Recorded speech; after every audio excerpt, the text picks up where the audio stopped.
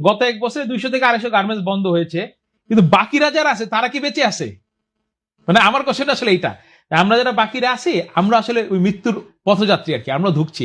আমরা আসলে কতদিন টিকতে পারবো এই গার্মেন্টস সেক্টরে এটা আমি জানি না। আমি আমার ব্যক্তিগত যদি কথা বলি, আমি 28 বছর ধরে ব্যবসা করি, খুব অল্প বয়সে ব্যবসা শুরু করেছিলাম। আল্লাহর রহমতে আমি কোনোদিন লস করি নাই, কম বেশি প্রত্যেক বছর আমার লাভ ছিল। 2025 একমাত্র সন আমার জীবনে যেটা তুমি লস হয়েছি। কোভিড বলেন, কোভিডে আমি আমার ফ্যাক্টরিতে, সবাই জানে, সাংবাদিকরা রিপোর্টও করেছে, পুরা বেতন দিয়েছিলাম এপ্রিল মাসে। ফ্যাক্টরি বন্ধ ছিল, আমি বলেছিলাম যে আমার শ্রমিকরা পুরা বেতন পাবে, নাহলে তারা চলবে কিভাবে, তাদেরও তো সংসার আছে। এরপর আমি কোনদিন লস করি নাই। কিন্তু এই 2025 যে আমার জীবনের প্রথম বছর, যে বছর আমি লস করেছি, আমার টাকা পকেট থেকে চলে গেছে, বড় পরিমাণে টাকা, আমার প্রায় 2-3 বছরের প্রফিটের সমান টাকা চলে গিয়েছে। যাই হোক, আগামী দিন ইনশাল্লাহ আসবে।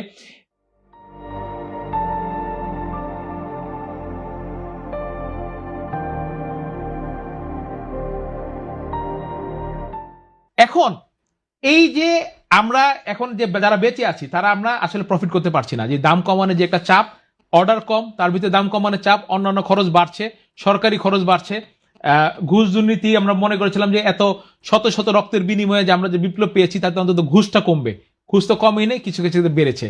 এখন এখন তো ওখানে কিন্তু কোনো মব হয় না। আপনি যে মবটা বললেন না, ওইখানে কিন্তু যারা মব বাস তারা গিয়ে মব করে না যে এইখানে ঘুষ না হচ্ছে কেন, চলো আমরা বন্ড অফিসে গিয়ে মব করি, চলো আমরা কাস্টমস অফিসে গিয়ে বন্ড করি, চলো আমরা চিটাগাং পোর্টে গিয়ে মব করি, যে ঘুষ খাবে তাকে আমরা ধরবো।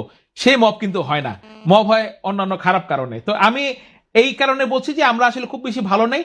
আমরা প্রাইস প্রেশার, যেটা আপনি কোশ্চেনটা করেছেন, যে প্রাইস প্রেশারের কারণে আমরা খুবই একটা ভয়ঙ্কর দিন কাটাচ্ছি, এবং এর থেকে উত্তরণ আমাদের নিজেদেরই করতে হবে। আমরা যারা উদ্যোক্তা আছি গার্মেন্টস শিল্পের, আমরা যদি এক হতে না পারি এবং আমরা যদি সঠিকভাবে আমাদের পণ্যের মূল্যায়ন করতে না পারি, তাহলে আসলে কখনোই আমরা এই পেশা থেকে বের হতে পারবো না। বাংলাদেশের পোশাক শিল্প কি নতুন এক কঠিন পরীক্ষার সম্মুখীন হতে যাচ্ছে, নাকি হয়ে গেছে অলরেডি হয়ে গেছে। আপনার যখন একটা শিল্প, রপ্তানিমুখী শিল্প, আমার গ্লোবাল পার্সপেক্টিভে আমার কম্পিটিশন করতে হয়, এখানে যখন আপনি 12 থেকে 14% ইন্টারেস্ট দিবেন, ব্যাংক ইন্টারেস্ট, আমার কস্ট অফ ফান্ড, আর অন্য দেশ যখন 5 থেকে 7% দেয় তার রপ্তানিমুখী শিল্পকে, এখানেই তো আপনি আমাকে মেরে দিচ্ছেন। ফলে আমার এই কঠিন বাস্তবতা, তার কোনো কিছু বাকি নাই। এর ভিতরে আপনি গত বছর 9% আপনি আমার ওয়ার্কার স্যালারি বাড়াইছেন, আমি ডু এগ্রি, বিকজ ইনফ্লেশন ছিল প্রায় 9.5 মতো। এই বছর তো আপনি 7% আশেপাশে রেট, এই বছর আপনি বলতেছেন 9% বাড়ান, এবং 9% বাড়াবেন কোথায়? একটা সেক্টরে, পোশাক শিল্পে। অন্য সেক্টরে 5%। কেন? পোশাক শিল্পের মালিকরা কি দোষ করেছে? অথবা আমি যদি উল্টা কোশ্চেন করি, অন্য শিল্পের শ্রমিকরা কি দোষ করেছে? তারা যদি 5% ইনক্রিমেন্টে তাদের সংসার চালাইতে পারে, বা যদি পোশাক শিল্পের শ্রমিকে যদি 9% লাগে, তাহলে অন্য শিল্পের শ্রমিকে কেন 9% লাগবে না?